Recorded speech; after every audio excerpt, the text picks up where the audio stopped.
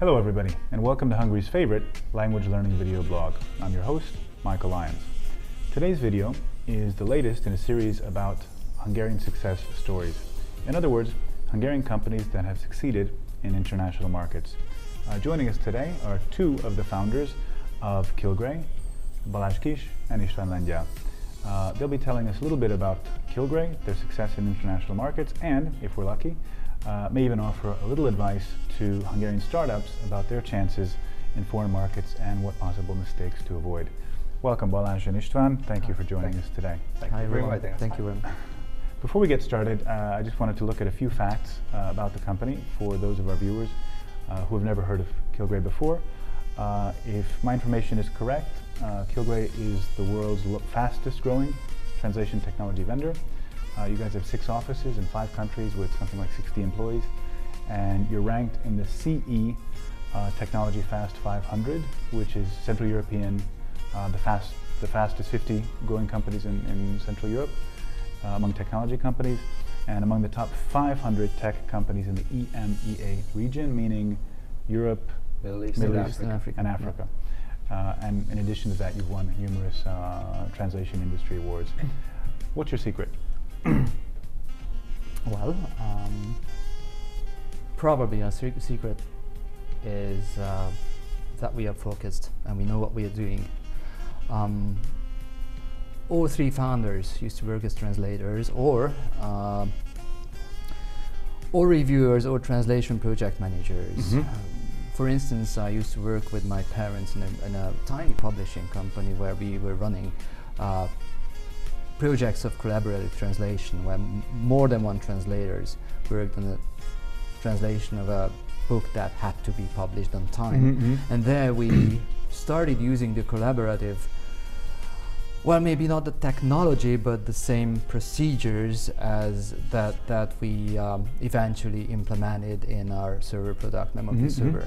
So this is how the initial what idea came about, and we have also looked into various translation technologies of the time. The company was founded in 2004. So okay, we are talking about that time. Yeah, we actually met each other while working for this company, and we basically put all the know-how to work in Kilgray. So we have created some very manual processes, and then we translated that into technology.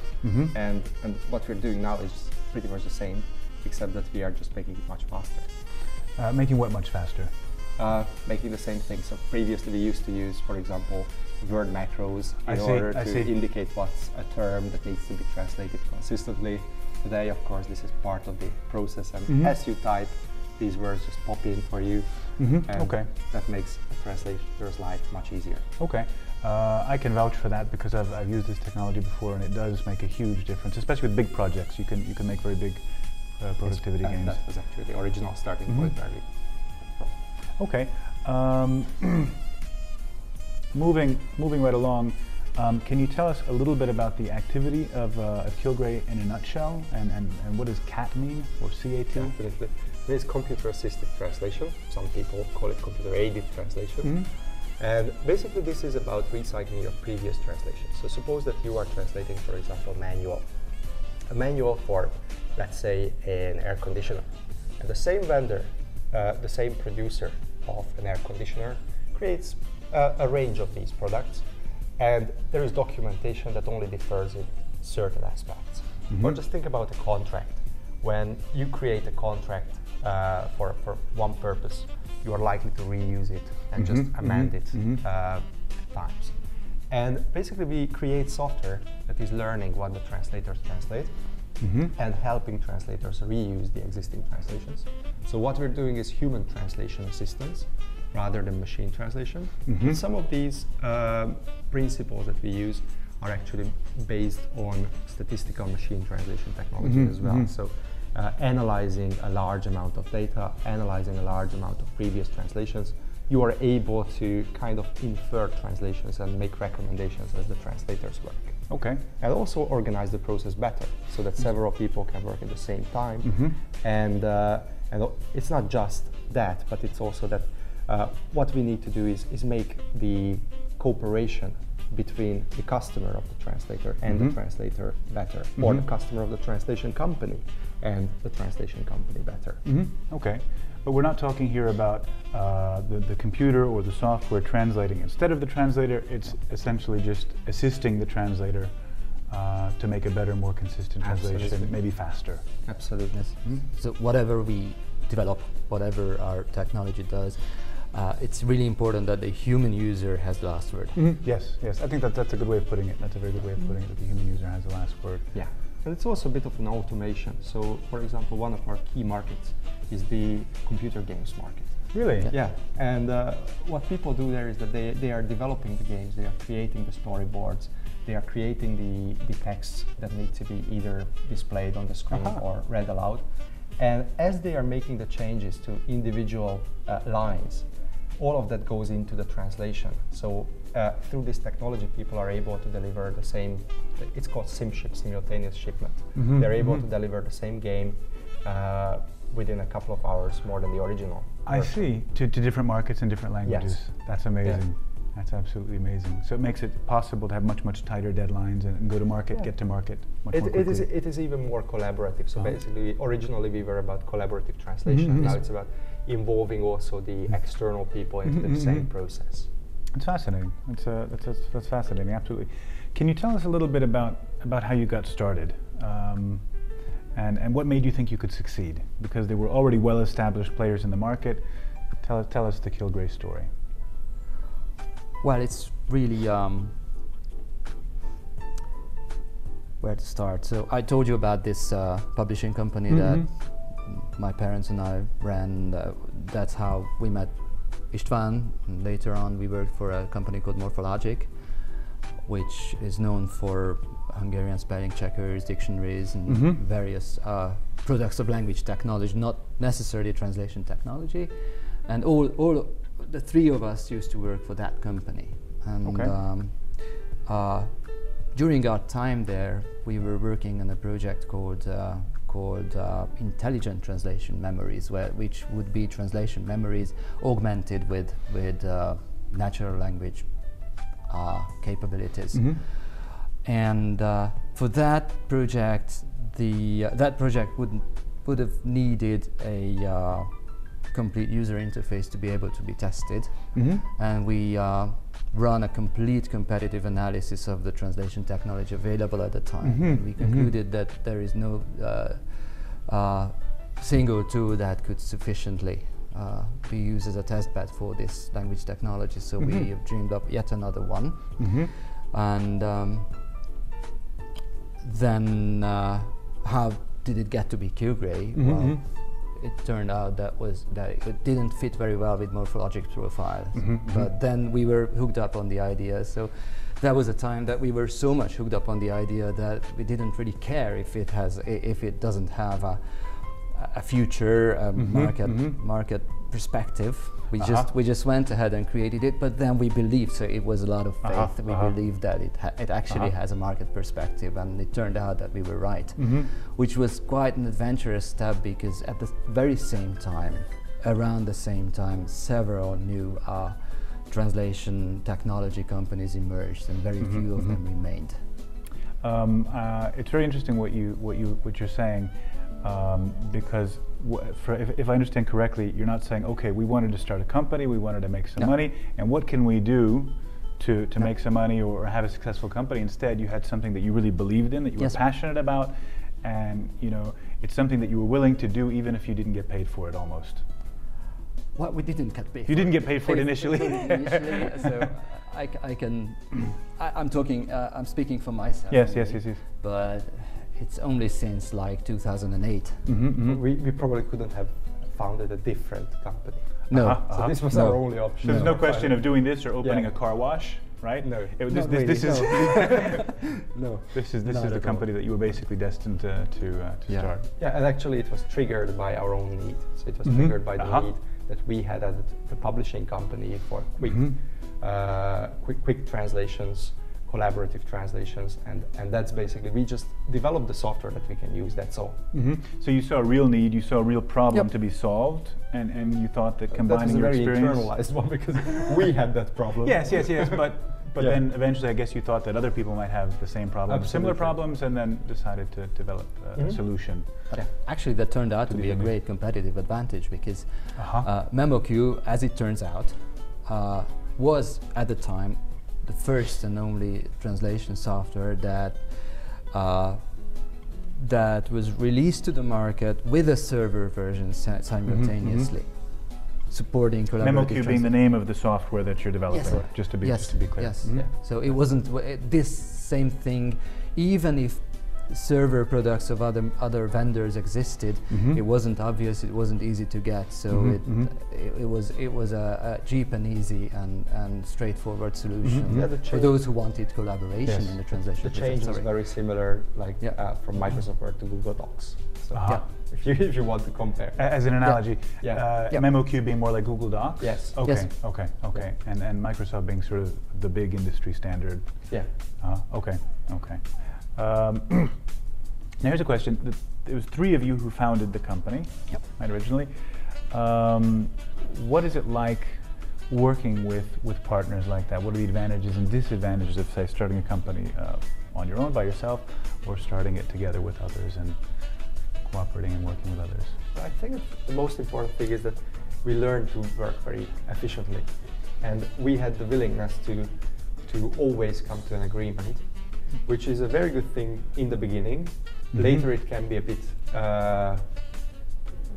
more problematic to come to an agreement when you are not able to come to an agreement in certain very important things. And I think that we worked very well together, and what I believe is that there were 3 people that had 3 quite different mindsets, and also 3 areas for growth. So we were all interested in different things. Really? Yes, but all relating to the same core concepts. And we had this common ground, and we had everything built up around it. And I think that over the years this has served us very well. Okay. The starting of a company and not being alone has its advantages in general, I think, because you have the immediate feedback, reality checks that your ideas probably need if you're a startup starting up something based on your own idea. So and we also had that, and that was also great to have. That made us stronger, I think. Yeah. By that time we already knew each other reasonably well. But yes. If I were to start a company anew with some partners, I would probably move into an apartment for 3 days or 3 weeks with them before starting the company. Yes, and just let's see how we can irritate each other. Like a startup reality show, no? Or something. Actually, some of us actually did that. Because all the time. That's one thing. But the third founder, who isn't here, Gabor, I used to be in the same project with him, and we stayed in the same room very often. Okay, so you had real experience with this before you actually got started. I hope it's not a problem. I'm spilling these secrets, but still.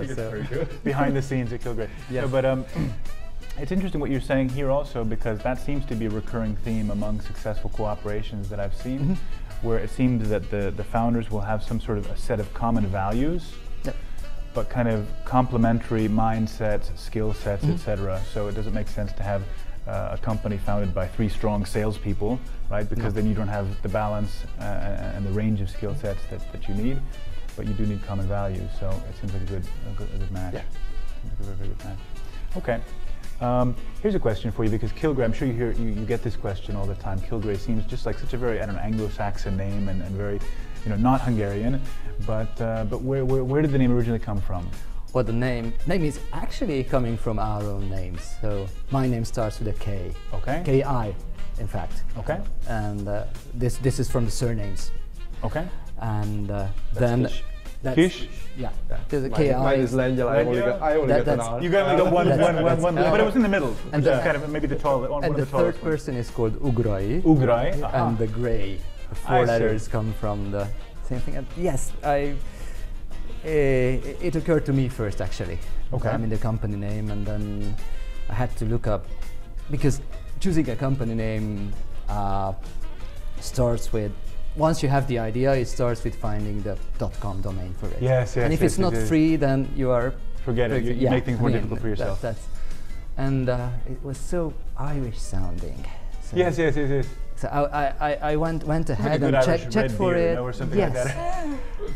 Went for it, and I saw that it's free. So what is there? And Googled it, and it turned out that there used to exist as an Irish family by that name, but they unfortunately died out in the famine of 1853. So okay, so there's no competition for the name. No, there was no competition. So it was like an immediate success for the company name. Okay.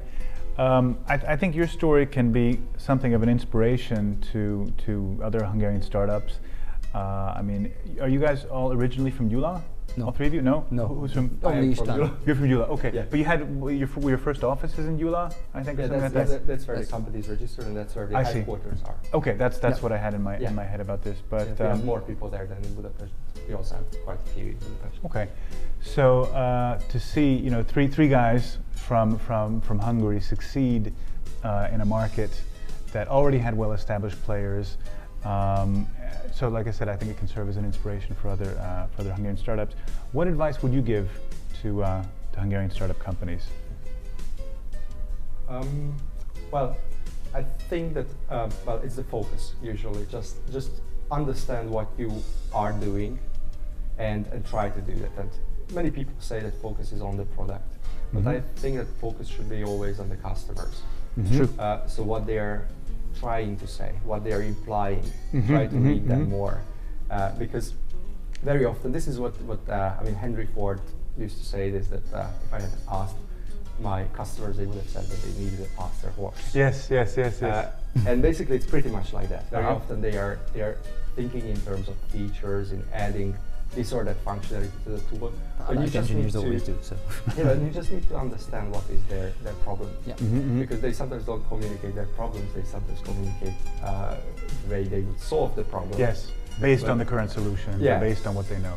And that can turn any software or any system to bloatware. Yes. And we just don't want to do that. So what you need to understand is what they are really trying to solve. I believe, and that's very hard at times, because it requires a lot of questioning and basically getting to the point that you are just asking questions up to the point that you fully understand everything. So keep asking, keep asking, which keep asking. is a bit hard with customers, because we sometimes learn that with customers you should be very forthcoming, and you should not ask them too many questions that they might not be able to answer, and just that they are the kings. But in reality, I think it's more of a relationship between the vendor and the customer. And I think that this is what every successful company is about, that to understand each other and to learn to know each other so well that you can rely on the other. Here's a question for you, because I hear that very often, knowing the customer, understanding the customer's needs and so forth. How do you guys typically go about doing this? Do you send out sort of surveys for them to fill out via email, or how do you communicate with them? How do you get that information out of them that you need to understand the problems that really need to be solved? We call them or we visit them. Or we don't live with them at least. Maybe that's the next step, to get really close to the but yeah, but there's another aspect which actually comes from this very mindset, which is the way we've been doing customer support ever since the beginning, because that's one of the differentiating factors of our company, I believe. I mean, I would agree with that. Firsthand, I can say that your support is famously responsive and fast and supportive. So but it's not only that, because we respond. Yes. Customers are inclined to share real information with us through the customer support channels, so to say. So we have an enormous amount of data accumulated. We have real answers, and we learned a lot through this channel from the customers as well. But that again, that only means that we are customer focused. We strive to understand the customers. If they have a problem, probably with our product,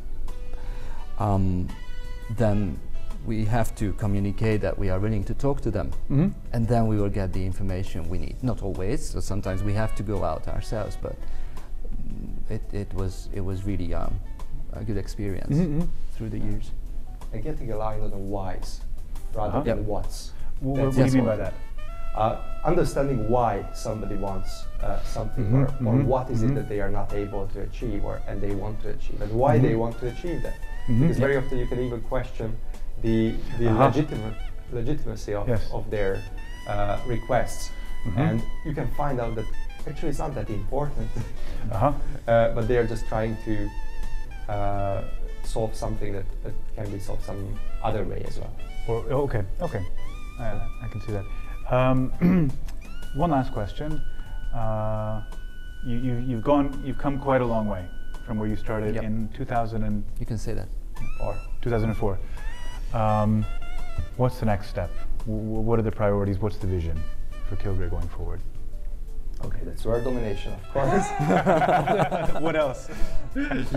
So basically, we would like to reach the stage where we have the most installed software or licenses in use. And today it's not all about the installed software, but also about licensing on a cloud basis. So this is our plan, this is our goal. And what we are doing to achieve that is obviously the simplification of the software. We're going what we call multimodal, which means that you will be able to use the relevant functionality of the software from mobile phones, from tablets, from a web browser, from different operating systems. We are also opening up the world, which means that we have a product called Language Terminal, which is a very central thing, and it's the world's only translation management platform. Which means that we are offering now, we used to, originally our offering was around doing translation, but not so much around managing the translation.